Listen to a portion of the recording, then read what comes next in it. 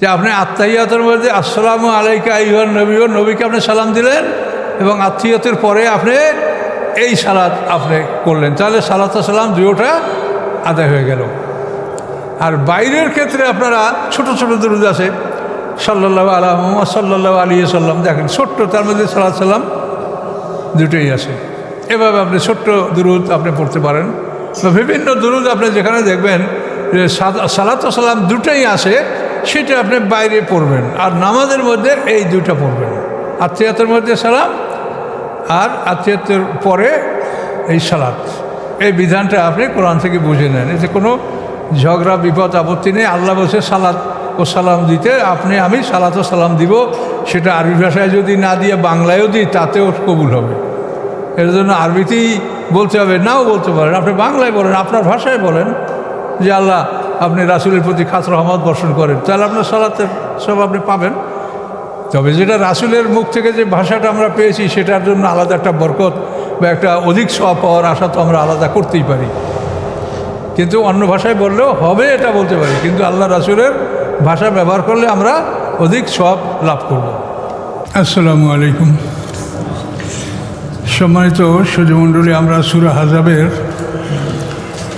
51 নম্বর আয়াত থেকে এখন আলোচনা শুরু করব ইনশাআল্লাহ। আউযু বিল্লাহি মিনাশ শাইতানির রাজীম, বিসমিল্লাহির রহমানির রহিম। তুরজি মান তাশাউ মিনহুন্না ওয়া তুবি ইলাইকা মান তাশা ওয়া মান ইবতাগাইতা, এবং যাকে আপনি ডেকে নেবেন। আচ্ছা, আমরা শুরু করছি আবার। তুরজি মান তাশাউ মিনহুন্না, আল্লাহ বলেন তাদের থেকে যাদেরকে আপনি মনে করেন তাদেরকে আপনি দূরে রাখতে পারেন। অর্থাৎ রাসূল সাল্লাল্লাহু আলাইহি ওয়াসাল্লামের পারিবারিক বিষয়ে কথাগুলো বলা হচ্ছে। তো আল্লাহ রসুলের 11 বিবাহ, তার মধ্যে 9 স্ত্রী মৃত্যু পর্যন্ত ছিলেন, আর 2 জন, বিবি খাদিজা এবং জয়নব বিনতে খুজাইমা, এই 2 জন ইন্তেকাল করেছিলেন 11-র মধ্যে, আর 9 জন ছিলেন সর্বদা। তো আল্লাহ তাআলা তার রাসূলকে একটা স্বাধীনতা দিচ্ছেন, সেটা হলো যে এই 9 স্ত্রী আপনার, এর মধ্যে থেকে আপনি যদি কাউকে মনে করেন যে তাকে দূরে রাখবেন, তা আপনি রাখতে পারেন, কোনো আপত্তি নেই। তুবি ইলাইকা, এবং যাকে আপনি নিজের কাছে আশ্রয় দিতে চান তাকে আশ্রয় দিতে পারেন।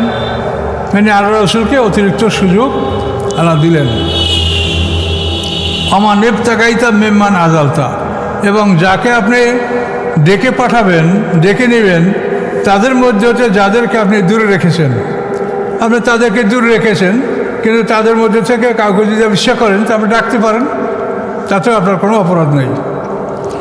ফালা জুনা আলাইকা, এ ব্যাপারে আপনার উপরে কোনো অপরাধ নেই। তাহলে এখন দেখেন, নবী রাসূলদের জীবন সম্পূর্ণরূপে আল্লাহ নিয়ন্ত্রণ করেন।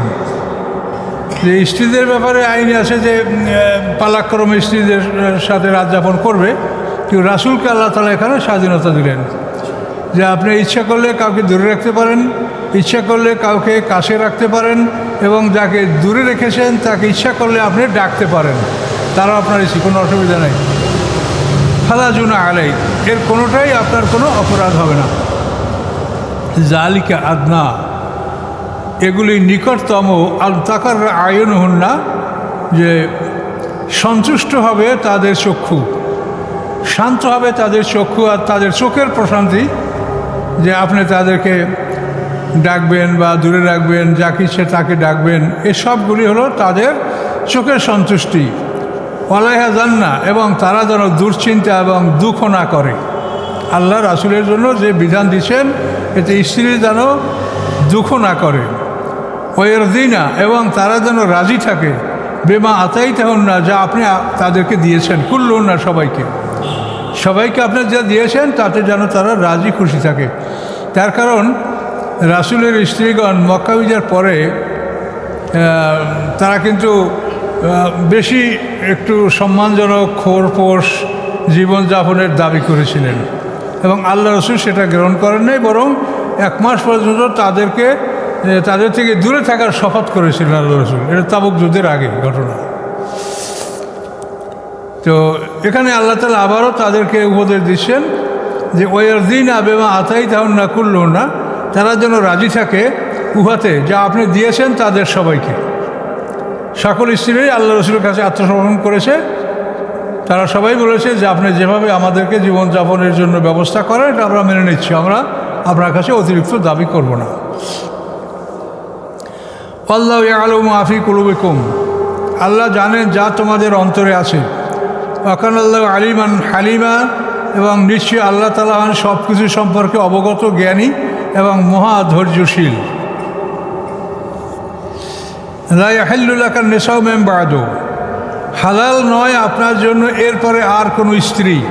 অর্থাৎ আপনি যে এই 9 বিবাহ, সর্বশেষ বিবাহ হলো রাসূল পাক সাল্লাল্লাহু আলাইহি ওয়াসাল্লামের মাইমুনা রাদিয়াল্লাহু তাআলা আনহা, হযরত আব্বাস রাদিয়াল্লাহু তাআলা আনহুর শেলিকা, ফজল ইবনে উমুল ফজল, আব্বাস রাদিয়াল্লাহু যে স্ত্রী উমুল ফজল তার বোন এই মাইমুনা। তো হুদায়বিয়া সন্ধির থেকে আল্লাহ রসুল হুদায়বিয়ার পরে উমরাতুল কাজা, হুদায়বিয়া সন্ধি হয়েছে 6ষ্ঠ হিজরিতে, উমরাতুল কাজা করছেন আল্লাহ রসুল 7ম হিজরিতে।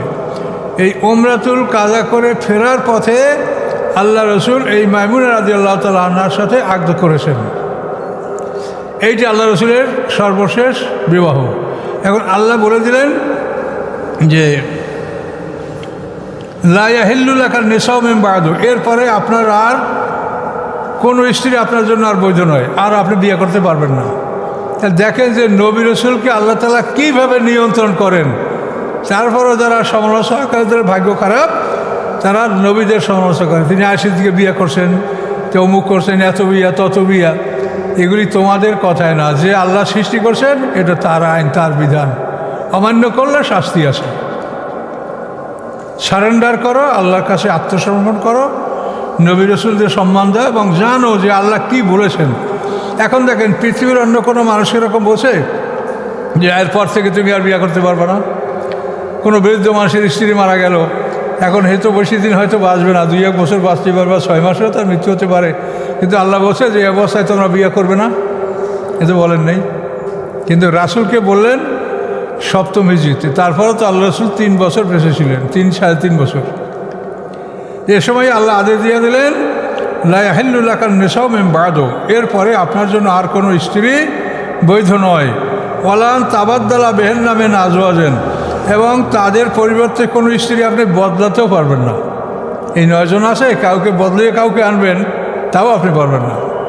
ওয়ালাউ আ'জাবাকা হুসনুহুন্না, যদিও খুশি করে আপনাকে তাদের সৌন্দর্য দেখে যদি আপনি মোহিত হন, অভিভূত হন, তবুও কোনো স্ত্রী আপনি পাল্টাতেও পারবেন না। হ্যাঁ পারবেন কি, ইল্লা মা মালাকাত ইয়ামিনুক, আপনার ডান হাতের দ্বারা আপনি যাদের মালিক হবেন, যুদ্ধ বিগ্রহের মাধ্যমে যে দাসী হস্তগত হবে, সেই দাসীদের আপনি মালিক হতে পারবেন, কিন্তু আর বিবাহ করতে পারবেন না।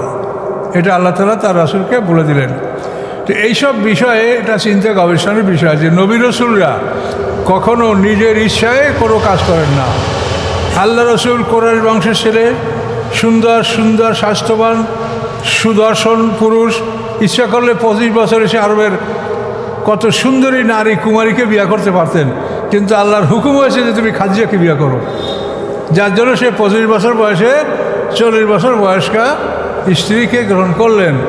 আবার বিবি খাদিজা ইন্তেকাল করলেন, তারপর তিনি সওদা বিনতে জামাকে বিবাহ করলেন আল্লাহ রসুল খাদিজা ইন্তেকালের পরে। তারপরেই আবু বকর সিদ্দিক আয়েশা সিদ্দিকাকে রাসূলের সাথে আকদ করে দিলেন। রাসূল তাকে প্রস্তাব করেন না যে আমি আপনার মেয়ে বিয়ে করব। আবু বকর সিদ্দিক নিজের পক্ষ থেকে, এগুলি সবই আল্লাহর হুকুম। কাজে নবী রসুলদের ব্যাপারে যারা বেয়াদবি করে তাদের কপাল পড়বে, এর বিবেচনা করেন যে আল্লাহ তাআলা কীভাবে তাদেরকে নিয়ন্ত্রণ করছেন, যে আপনি এরপর আর বিয়েও করতে পারবেন না, কোনো স্ত্রী পাল্টাতেও পারবেন না। কিন্তু দাসী যদি হস্তগত হয় বা কোনো যুদ্ধে দাসী আপনার হাতে আসে, তার থেকে আপনি দাসী গ্রহণ করতে পারবেন, কিন্তু আর স্ত্রী গ্রহণ করতে পারবেন না, বদলাতেও পারবেন না। ওয়াকান আল্লাহ আলা কুল্লি শাইইন রাকিবা, এবং আল্লাহ তাআলা সব বিষয়ের উপরে সূক্ষ্ম দৃষ্টি রাখেন। রাকিব মানে কি, সূক্ষ্ম দৃষ্টি রাখেন। তাহলে কোন সময় কোনটা করতে হবে কি না করতে হবে, এটা আল্লাহ সূক্ষ্ম দৃষ্টি, রাকিবা শব্দটা ব্যবহার করেন। ইয়া রাকিব, আপনারা গাড়ি ঘোড়ায় যখন চড়েন তো 100 বার ইয়া রাকিবও পড়বেন, ইনশাল্লাহ গাড়ি আপনার অ্যাক্সিডেন্ট থেকে রক্ষা পাবে। রাকিব এ আল্লাহ তাআলা সূক্ষ্মদর্শী, কাজে আপনি তার উপরে ন্যস্ত করছেন, সে আপনার গাড়ি দেখাশোনা করবে। আপনার পশু পাখিও যখন ছেড়ে দিবেন, ইয়া রাকিবও 7 বার পরে ফুঁক দিয়ে ছেড়ে দিবেন, তো আল্লাহর ইচ্ছা হলে ওরা হেফাজতে থাকবে। রাকিব মানে আল্লাহ তাআলা সূক্ষ্মদর্শী, আল্লাহ 99 নামের মধ্যে একটা নাম।